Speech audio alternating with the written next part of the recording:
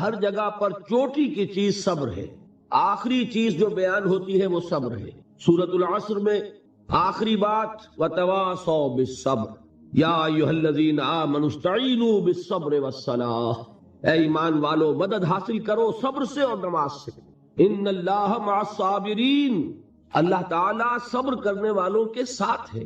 اور پھر آگے چل کر وبشر الصابرین الذین اذا اصابتهم مصیبۃ قالوا انا للہ وانا الیہ راجعون، اے نبی بشارت دیجئے، خوشخبری دیجئے ان صبر کرنے والوں کو کہ جن پر جب بھی کوئی تکلیف یا مصیبت نازل ہوتی ہے تو کہتے ہیں کہ ہم اللہ ہی کے ہیں اور اللہ ہی کی طرف ہمیں لوٹ جانا ہے۔ صبر کا مفہوم ہے اپنے آپ کو تھامنا، روکنا، برداشت کرنا، تحمل کرنا، اور جو بھی اپنا ایک طے شدہ مقصد ہے کسی بھی مخالفت سے بددل ہوئے بغیر، کسی بھی تکلیف یا مصیبت سے ہراساں ہوئے بغیر اس کی طرف پیش قدمی کیے چلے جانا۔ بڑی سخت سردی پڑ رہی ہے، فجر کا وقت ہے، گرم پانی کا اہتمام نہیں ہے، اب اس وقت فجر کی نماز کے لیے اٹھنا، ٹھنڈا پانی اگر ہے تو وضو تو کرنا ہوگا، اس ٹھنڈے پانی سے وضو کرنا، اس وقت لحاف سے نکلنا ہی بہت مشکل، ٹھنڈے پانی سے وضو کرنا اور مصیبت۔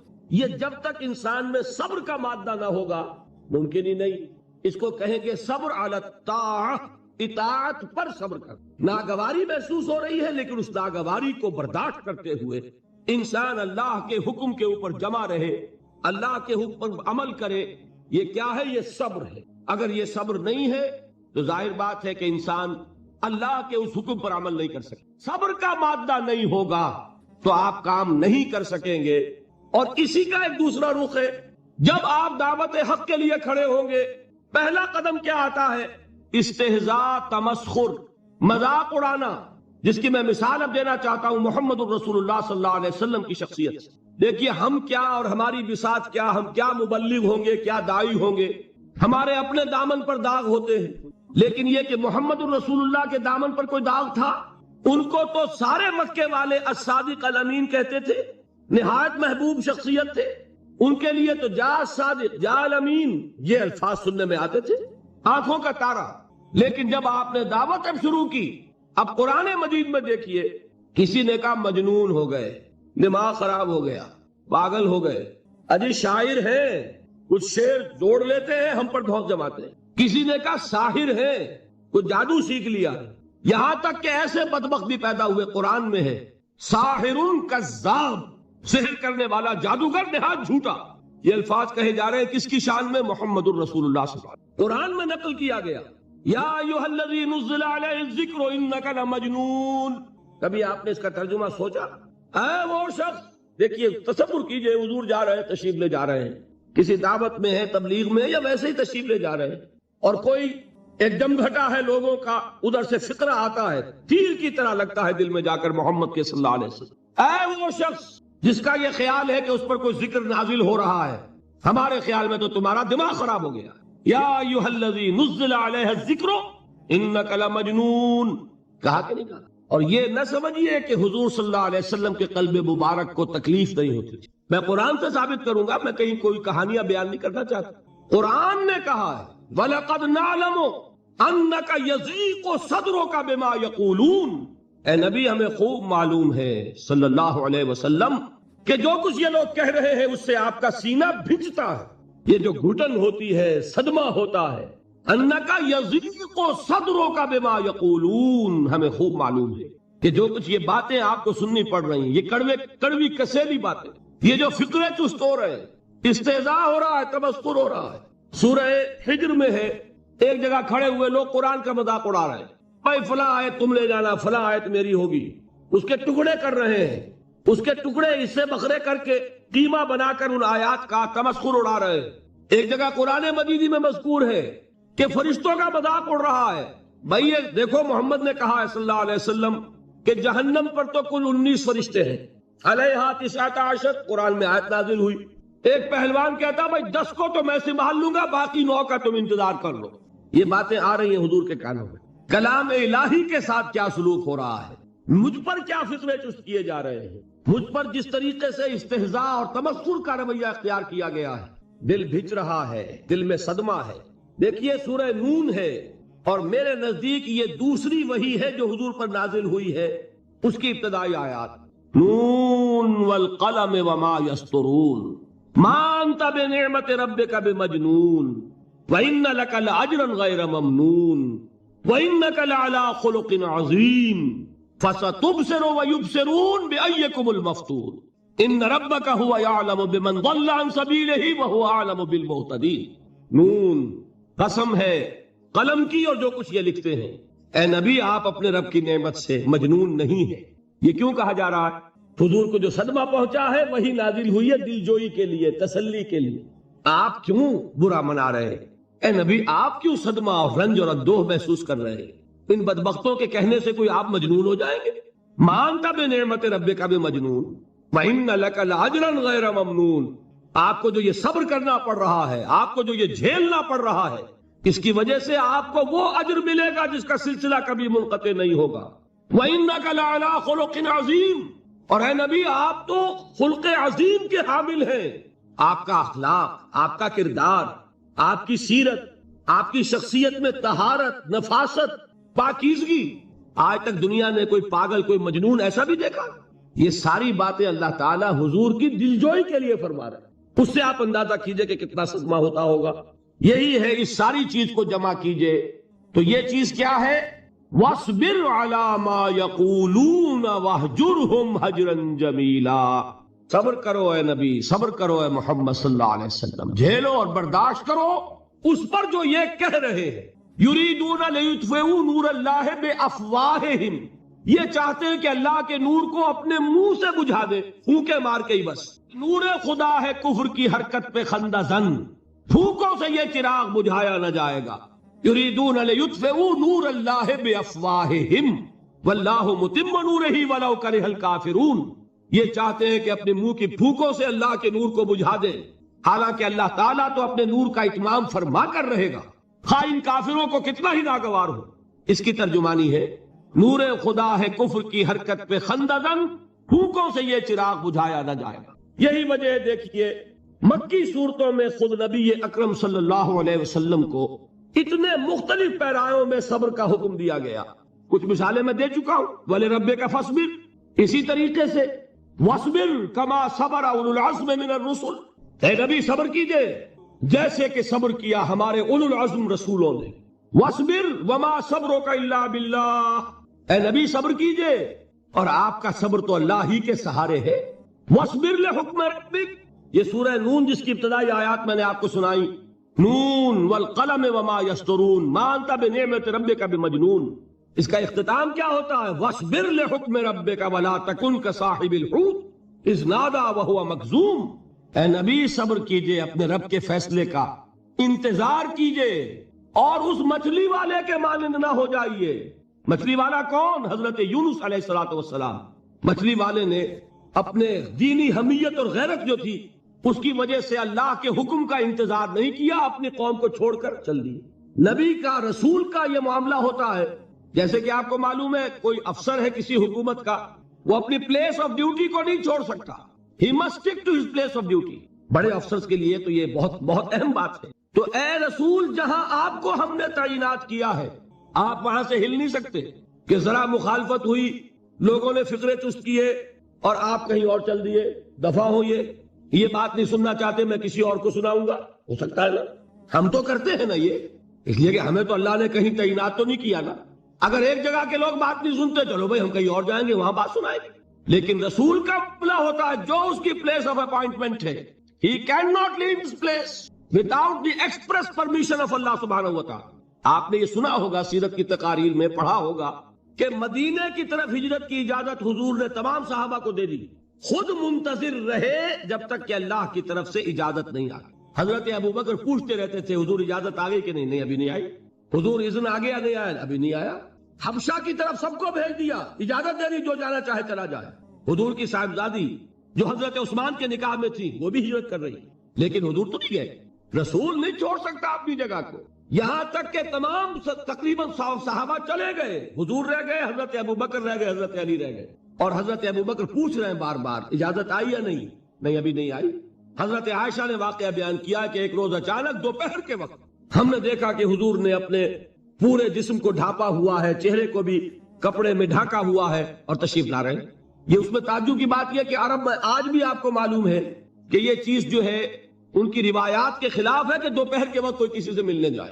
یہ وقت جو ہے قیلولے کا ہے، آرام کا ہے۔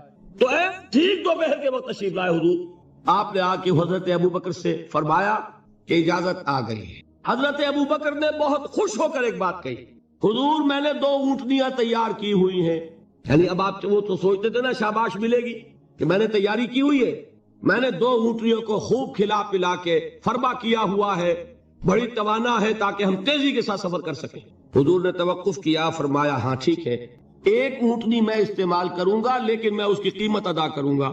حضرت ابو بکر کی آنکھوں میں آنسو آ گئے، روتے ہوئے کہا حضور مجھ سے یہ مغایرت، کیا یہ جان اور مال کسی اور کے لیے ہے؟ آپ مجھ سے بھی کہہ رہے ہیں میری اونٹنی جو ہے وہ بھی بلا معاوضہ آپ قبول نہیں فرما رہے۔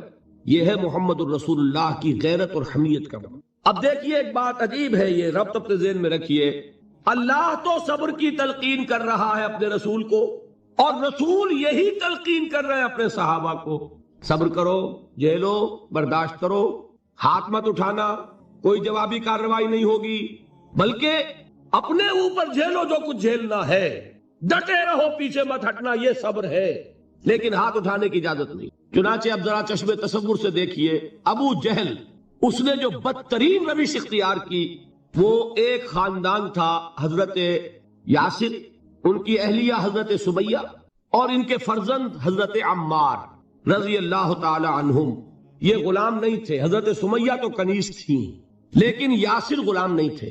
ان کی کہانی یہ ہے، واقعہ یہ ہے کہ یہ بہت نیک آدمی تھے یاسر، یمن کے باشندے۔ انہیں کو خواب میں بشارت ہوئی کہ نبی کا ظہور ہونے والا ہے مکے میں، جاؤ شاید ان کے قدموں تک پہنچ جاؤ۔ یہ یمن سے ترک وطن کر کے مکے آ گئے۔ ابو جہل کا ایک چچا تھا، بہت شریف النفس انسان، اس کے ساتھ معاہدہ کیا حلیف بن کر، اور وہ مکے میں رہنے لگے۔ اس لیے کہ یہ نوٹ کر لیجئے، مکہ اس وقت ایک قبیلے کا شہر تھا، صرف قریش۔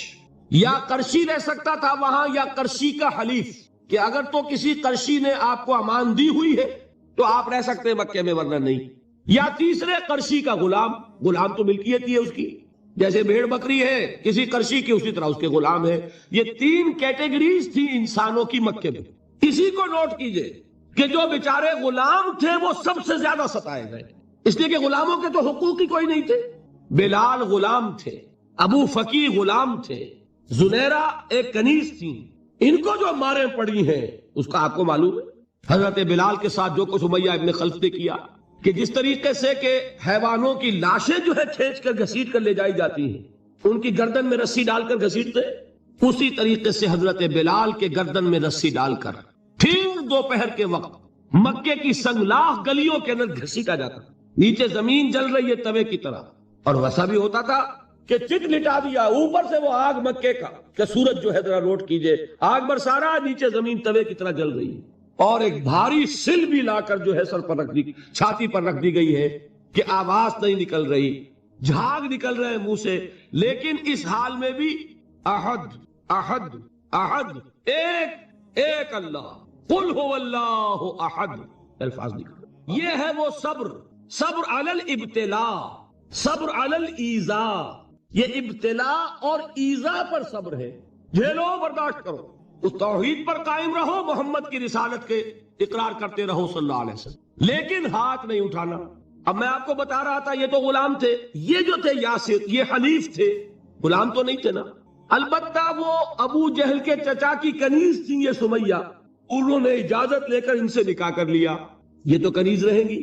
بیٹا جو ہوا وہ بھی ایک طرح سے جب کنیز زیادہ ہے تو غلام ہو گیا، عمار ابن یاسر۔ وہ جو شخص تھا بہت شریف النفس ابو جہل کا چچا، وہ مر گیا، اب ابو جہل جو ہے اس خاندان کا سربراہ ہے، لہذا یہ تینوں جو افراد ہیں وہ اس کے رحم و کرم پر ہے۔ یاسر کو بھی پروٹیکشن اگر ہے تو ابو جہل کی ہے، ابو جہل جو چاہے کرے، اور سمیہ تو کنیز ہے ہی، اس کا تو کوئی حق ہے ہی نہیں، جو چاہے کرے، اور عمار ان دونوں کا بیٹا ہے، لہذا بدترین معاملہ کیا ابو جہل نے ان 3 افراد کے ساتھ۔ حضرت سمیہ کے ساتھ جو کچھ کیا گیا ہے آپ اس کا تصور نہیں کر سکتے۔ بالآخر جو شہید کیا حضرت سمیہ کو ایذائیں دے دے کے، سسکا سسکا کے، ان کے جسم کے نازک حصوں کو جلا کے، داغ دے کر، کہتا کیا تھا؟ ایک دفعہ کہہ دو کہ میرا جو یہ بت ہے یہ بھی الہ ہے، مان لو، میں چھوڑ دوں گا۔ تنگ آ گیا، کسی طریقے سے ایک دفعہ کہہ دو پھر میں چھوڑ دوں گا۔ لیکن یہ میاں بیوی حضرت یاسر اور حضرت سمیہ رضی اللہ تعالی عنہما، یہ ہے ثبات، یہ ہے صبر، یہ ہے استقلال، ایک مرتبہ بھی کہنے کے لیے تیار نہیں، جو چاہو کر لو، اب ہم تو اس سے پیچھے نہیں ہٹے۔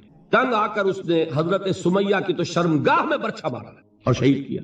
حضرت یاسر کے بارے میں ایک روایت یہ ہے، ستا کے تنگ کر کر کے آخر کار جو ختم کیا، انہیں شہید کیا کس طرح؟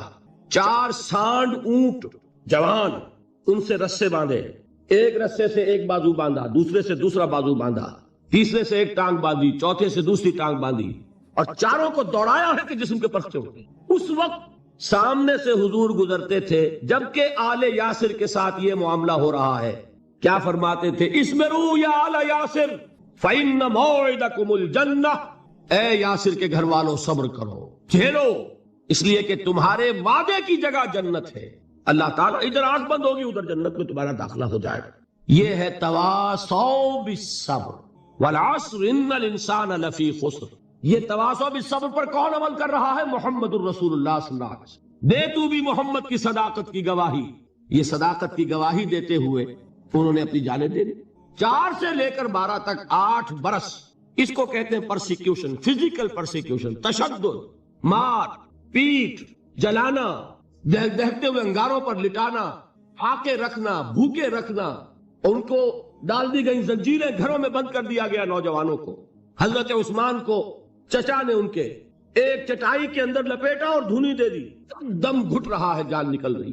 حضرت مصعب بن عمیر رضی اللہ تعالی عنہ، وہ نوجوان 200 درہم کا جوڑا ان کا سل کر آتا تھا شام سے تیار ہو کر، لباس معطر ہوتا تھا، جدھر سے نکل گیا پوری گلی جو ہے وہ معطر ہو گئی، انگلیاں اٹھ رہی ہیں، وہ جا رہا ہے مصعب، یہ خوشبو اس کی ہے۔ اس مصعب کے ساتھ کیا سلوک کیا؟ باپ تو مر چکا تھا، ماں نے پالا تھا، دولت بہت چھوڑ کر گیا تھا باپ، لہذا ماں نے بڑے ناز و نام میں پالا، بڑے لاڈ پیار میں، 200 درہم کا جوڑا تیار ہو رہا۔ لیکن یہ کہ آپ کو معلوم ہے عرب کے اس معاشرے میں عورت کی کوئی حیثیت نہیں تھی، ماں کا اختیار نہیں تھا، چچا تھا آپ سربراہ خاندان کا۔ چچا نے کہا مصعب اگر تم نے اپنے باپ کا دین چھوڑ دیا ہے تو باپ کی دولت پر بھی تمہارا کوئی حق نہیں ہے، نکل جاؤ گھر سے۔ اس نے یہ سوچا تھا کہ مصعب کے ہوش ٹھکانے آ جائیں گے، دن میں تارے نظر آ جائیں گے، ناز و نام میں پلا ہوا گھر سے نکل کے جائے گا کہاں، یہ سارا نشہ جو ہے توحید کا یہ حیران ہو جائے گا۔ حضرت مصعب کا جواب بالکل برعکس تھا، اچھا ٹھیک ہے چچا جان، میں گھر چھوڑتا ہوں۔ وہی بات جو کبھی کہی تھی ابراہیم نے، باپ نے کیا کہا تھا؟ واجرنی ملیہ، جاؤ چلے جاؤ، دفع ہو جاؤ میری نگاہوں سے۔ حضرت ابراہیم نے کیا جواب دیا تھا؟ سلام علیک ساستغفر لک ربی انہ کان بی حفیہ۔ اچھا ابا جان آپ کا حکم یہی ہے تو میں چلتا ہوں، آپ پر سلامتی ہو، میرا رب مجھ پر بڑا مہربان ہے، میں اس سے آپ کے لیے استغفار کروں۔ چل دیے۔ یہی جو ہے حضرت ابراہیمی کی نسل ہے نا قریش۔ آج ابراہیم کے ایک بیٹے کے ساتھ وہی معاملہ ہو رہا ہے مصعب کے ساتھ، اور مصعب چلنے کے لیے تیار ہو گئے۔ چچا نے سوچا، میں سمجھتا تھا کہ ہوش ٹھکانے آ جائیں گے، یہ تو تیار ہو گیا نکلنے کے لیے، غصے میں آ کے اگلی بات کہی، یہ کپڑے جو پہنے ہوئے تم نے یہ بھی اسی مشرک باپ کی کمائی کے ہیں، اتارو ان کو۔ وہی کپڑے اتارے، مادرزاد برہنہ گھر سے نکالے گئے، ماں کے پاس پہنچے، ماں نے آنکھوں پر ہاتھ رکھے، مصعب کیا ہوا؟ ماں سے کہتے ہیں کہ ماں میں موحد ہو گیا، اور وہاں سے گئے پھر حضور کی خدمت میں، کپڑے کہیں سے مانگے ہوں گے۔ یہ مصعب ہیں 200 درہم کا جوڑا پہننے والے، جب حضور پر مدینے کے 12 افراد ایمان لائے تھے، بیعت عقبہ اولا ہوئی، انہوں نے کہا کہ حضور ہمیں کوئی شخص اپنا ایسا شاگرد دیجئے جو ہمیں قرآن پڑھا سکے۔ حضور نے حکم دیا مصعب جاؤ، اب مدینے جاؤ، یثرب جاؤ، یثرب والوں کو قرآن پڑھاؤ، انہیں تبلیغ کرو۔ مصعب گئے ہیں وہاں، 1 سال کی کمائی 75 افراد لا کر حضور کے جھولی میں اگلے سال ڈال دیے کہ حضور یہ میری 1 سال کی کمائی ہے، 72 مرد 3 عورتیں۔ بہرحال وہ مصعب بن عمیر ہیں جو غزوہ احد میں شہید ہوئے، اور جب شہید ہوئے تو ان کے جسم پر صرف ایک چادر تھی۔ یہی چیزیں ہیں اصل میں کہ جو ہمارے دلوں کو منور کرنے والی ہیں نور ایمان سے۔ وہ علم بردار تھے غزوہ احد میں، جھنڈا مسلمانوں کا ان کے پاس تھا، ایک ہاتھ پر ایک شانے پر وار پڑا، ہاتھ کٹ گیا، دوسرے سے تھاما، دوسرے پہ کٹ گیا، اب دونوں حصوں کے بچے ہوئے ٹکڑوں سے جھنڈے کو تھاما، گرنے نہیں دیا، یہاں تک کہ شہید ہو گئے۔ گرے ہیں تو جھنڈا گرا ہے۔ شکل میں حضور سے بہت مشابہ تھے، خبر اڑ گئی کہ محمد شہید ہو گئے صلی اللہ علیہ وسلم۔ یہ مصعب بن عمیر کا واقعہ۔ جب ان کو اب دفن کرنے کا وقت آیا، اور شہید کے لیے کفن جو ہے اس کا وہی لباس ہوتا ہے جو شہادت کے وقت ہو، حضور کے سامنے ایک پرابلم پیش کیا گیا۔ حضور، مصعب کے جسم پر تو ایک چادر تھی، اور وہ چادر بھی اتنی چھوٹی ہے، یعنی 2 گز کی چادر بھی نہیں ہے، اس سے اگر سر ڈھانپتے ہیں مصعب کا تو پیر کھل جاتے ہیں، پیر ڈھانپتے ہیں تو سر کھلتا ہے، کیا کریں؟ حضور نے فرمایا سر ڈھانپ دو چادر سے اور پیروں پر گھاس ڈال دو۔ یہ آخری لباس ہے جو محمد کے اس دیوانے کو اس دنیا سے رخصت ہوتے ہوئے ملا ہے، جس کا 200 درہم کا جوڑا چلتا تھا۔ یہ ہے صبر۔ برداشت کیا کہ نہیں کیا؟ یہ خباب بن الارت پیشے کے لحاظ سے لوہار تھے۔ سوچئے ایک زندہ انسان کو دہتے ہوئے انگاروں پر لٹایا جا رہا ہے، ان انگاروں سے کھال جلی، قبر کی چربی پگھلی، اس پگھلنے والی چربی سے وہ انگارے ٹھنڈے پڑے۔ یہ سب کچھ جھیل رہا ایک شخص۔ سوچنے والوں نے سوچا نہیں ہوگا کیا جرم تھا اس کا، تو بڑا شریف آدمی ہے، بہت اچھا کاریگر ہے، وقت پر کام دیتا ہے، مناسب اجرت لیتا ہے، یہ کیا ہوا؟ یہ کوئی جرم نہیں، جرم صرف ایک ہے، ایک اللہ کو مانتا ہے اور محمد کے دامن سے وابستہ ہے۔ فَاسْتَعِينُوا بِالصَّبْرِ وَالصَّلَاةِ، مدد حاصل کرو کس سے؟ صبر سے اور نماز۔ ان اللہ مع الصابرین، جان لو کہ اللہ تعالیٰ صبر کرنے والوں کے ساتھ۔ وَلَا تَقُولُوا لِمَن يُقْتَلُ فِي سَبِيلِ اللَّهِ أَمْوَاتٌ، اور ہرگز نہ کہو اسے جو اللہ کی راہ میں قتل ہو جائے کہ وہ مردہ ہے۔ بَلْ أَحْيَاءٌ وَلَٰكِن لَّا تَشْعُرُونَ، نہیں، وہ زندہ ہے لیکن تمہیں ان کا شعور نہیں ہے۔ اور سنیے اب یہ آیت اہم ترین ہے صبر کے موضوع پر۔ وَلَنَبْلُوَنَّكُم بِشَيْءٍ مِّنَ الْخَوْفِ وَالْجُوعِ وَنَقْصٍ مِّنَ الْأَمْوَالِ وَالْأَنفُسِ وَالثَّمَرَاتِ وَبَشِّرِ الصَّابِرِينَ، اور دیکھو ہم تمہیں آزمائیں گے۔ وَلَنَبْلُوَنَّكُم، ہم لازماً آزمائیں گے تمہیں، بِشَيْءٍ مِّنَ الْخَوْفِ، خوف کی کیفیت طاری کر کے، والجوع، بھوک، فقر اور فاقہ، وَنَقْصٍ مِّنَ الْأَمْوَالِ، مالی نقصان، والانفس، جانی نقصان، والثمرات، اور ثمرات، پھلوں اور میووں کا نقصان۔ میرے نزدیک یہاں پر ثمرات کا مفہوم ایک اور بھی ہے۔ ایک تو صاف تھا کھجور کی فصل تیار ہے، غزوہ تبوک جانے کا حکم مل گیا، کون اتارے گا؟ اور کھجور وقت پر اتری نہیں، برباد ہو جائے، یہ ہو رہا ہے نا میووں کا نقصان۔ اور میرے نزدیک یہاں یہ بھی ہے، بسا اوقات بہت سی محنتوں کا نتیجہ انسان دیکھتا ہے کہ ضائع چلا گیا، میں نے 10 سال محنت کی، حاصل کوئی نہیں نکلا۔ یہ ثمرات کیا ہے؟ محنتوں کے ثمرات کا ضیاع۔ کوشش آپ نے کی، قسمت کی خوبی دیکھیے، ٹوٹی کہاں کمن، 2-4 ہاتھ جب کے لبے بام رہ گئے۔ بی پریپیئرڈ، ایک شاعر کے یہ اشعار ہیں، یہ فصل امیدوں کی ہمدم، اس بار بھی غارت جائے گی، سب محنت صبح و شاموں کی اب کے بھی اکارت جائے گی۔ میرے نزدیک یہ ثمرات کا جو لفظ یہاں آیا ہے، وَنَقْصٍ مِّنَ الْأَمْوَالِ وَالْأَنفُسِ وَالثَّمَرَاتِ، سب محنت صبح و شاموں کی اب کے بھی اکارت جائے گی۔ دھرتی کے کونوں کھدروں میں پھر اپنے لہو کی کھاد بھرو، پھر مٹی سینچو اشکوں سے، پھر اگلی رت کی فکر کرو، پھر اگلی رت کی فکر کرو، جب پھر ایک بار اجڑنا ہے۔ ایک فصل پکی تو بھر پایا، تب تک تو یہی کچھ کرنا ہے، ایک مقصد ہے سامنے، انقلاب برپا کرنا ہے۔ ایک کوشش ناکام ہو جائے کوئی پرواہ نہیں، نیکسٹ، پھر تیار رہو ناکامی کے لیے۔ ایسا نہ ہو جو انگریزی میں کہتے ہیں hope for the best but be prepared for the worst. ایسا نہ ہو کہ دوسری مرتبہ ناکام ہو کے بددل ہو جاؤ، تمہاری ہمتیں جواب دے جائیں، نہیں، پہلے سے تیار رہو کہ دوسری مرتبہ بھی ناکامی آئے تو آئے، لیکن جب تک کہ کامیابی حاصل نہیں ہوتی ہمیں یہ کام کیے چلے۔ دیکھیے سیرت میں آیا کہ نہیں یہ واقعہ؟ بدر میں مسلمانوں کو فتح ہوئی تو احد میں زک پہنچی کہ نہیں؟ 70 صحابہ شہید ہوئے کہ نہیں؟ اگر ان کی ہمتیں جواب دے جاتی تو گاڑی کیسے چلتی آگے؟ تو فرمایا وَلَنَبْلُوَنَّكُمْ بِشَيْءٍ مِّنَ الْخَوْفِ وَالْجُوعِ وَنَقْصٍ مِّنَ الْأَمْوَالِ وَالْأَنفُسِ وَالثَّمَرَاتِ، ہم تمہیں لازماً آزمائیں گے، خوف کی کیفیت سے، فقر و فاقے کی کیفیت سے، بھوک سے، جان کے نقصان سے، مال کے نقصان سے، محنتوں کے حاصل کے ضائع ہو جانے سے۔ وَبَشِّرِ الصَّابِرِينَ، اور اے نبی بشارت دیجئے صبر کرنے والوں، الَّذِينَ إِذَا أَصَابَتْهُمْ مُصِيبَةٌ، وہ کہ جب ان پر کوئی تکلیف آئے، کوئی مصیبت آئے، کوئی آزمائش آئے، قالوا انا للہ وانا الیہ راجعون، وہ یہ کہیں کہ ہم اللہ ہی کے ہیں، اللہ ہی کی طرف لوٹ جانا ہے۔ یہ وہی انداز ہے جو میں نے فارسی کا شعر سنایا تھا آپ کو کہ سرے تسلیم خم ہے جو مزاج یار میں، وہ ہمارا مولا ہے، ہمارا آقا ہے، اگر اسے یہی منظور ہے تو ہمیں بھی یہی منظور۔ میں نے تسلیم و رضا کی بات کی تھی نا، آپ کو کچھ شعر سنائے تھے، ایک شعر اور سنیے، اور یہ کس کا ہے؟ محمد علی جوہر کا۔ ایک مرتبہ جیل گئے، ان کی ایک بیٹی جوان بیمار ہوئی، فوت ہو گئی، باہر چھوڑا انگریز نے، جاؤ بھائی دفن کر دو بیٹی کو۔ دوسری مرتبہ جیل گئے، دوسری جوان بیٹی اسی مرض میں مبتلا ہوئی، اب یہ جیل میں ہے، خبر پہنچی کہ دوسری بیٹی کے اوپر بھی اسی مرض کا حملہ ہوا۔ ایک نظم لکھی ہے جس کا آخری شعر یہ ہے، تیری صحت ہمیں منظور ہے لیکن اس کو نہیں منظور تو پھر ہم کو بھی منظور نہیں۔ یہ ہے، جب تک یہ کیفیت نہ ہو اس میدان میں آدمی ثابت قدم نہیں رہ سکتا کہ میرے رب کو اگر یہ منظور ہے تو یہی مجھے منظور ہے، اور تیری صحت ہمیں چاہیے تو ضرور، لیکن ہمارے رب کو منظور نہیں تو ہمیں بھی منظور۔ راضی برضائے رب، فبشر الصابرین الذین اذا اصابتهم مصیبۃ قالوا انا للہ وانا الیہ راجعون۔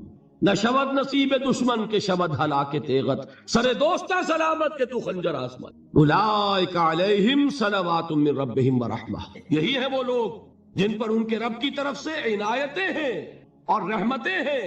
وَأُولَٰئِكَ هُمُ الْمُهْتَدُونَ، اور یہی ہے وہ لوگ جو کامیاب ہونے والے، ہدایت پانے والے، ہدایت یافتہ۔ وَالصَّابِرِينَ فِي الْبَأْسَاءِ وَالضَّرَّاءِ وَحِينَ الْبَأْسِ، اور صبر کرنے والے، اصل نیکی ان کی ہے، جسمانی تکلیفوں میں صبر کرنے والے، فقر اور فاقے میں صبر کرنے والے، اور جنگ کے وقت صبر کرنے والے۔ اولئک الذین صدقوا واولئک هم المتقون، یہ ہے وہ لوگ جو صبر کرنے والے ہیں، یہ ہے جو سچے ہیں، جو اپنے دعوے میں نیکی کے اور ایمان کے صادق ہیں، اور یہی وہ لوگ ہیں جو متقی۔ اللہ تعالیٰ نے کیسے کیسے مسلمانوں سے کہا، مسلمانوں تمہیں زک پہنچی ہے تو انہیں بھی تو پہنچی تھی، ان کے 70 نہیں مارے گئے تھے بدر میں، ان کے حوصلے جو ہیں وہ تو پست نہیں ہوئے، وہ اگلے سال آ گئے تم پر چڑھائی کر کے، تم کیوں اتنا برا مان رہے ہو؟ تمہارے دل اتنے زخمی کیوں ہو گئے؟ تمہیں تکلیف پہنچتی ہے تو انہیں بھی پہنچتی ہے۔ اپنی غیرت جو ہے ہمیں ذرا اس کا جائزہ لینا چاہیے۔ لوگ باطل نظریات کے لیے کتنی قربانیاں دے رہے ہیں، لوگ باطل چیزوں کے فروغ کے لیے کتنی محنتیں کر رہے ہیں۔ جیسا کہ میں نے ابھی کہا تھا، اسی غیرت کو چیلنج کرنے کے لیے، ذرا آپ کی حمیت دینی کو جوش دلانے کے لیے، قادیانی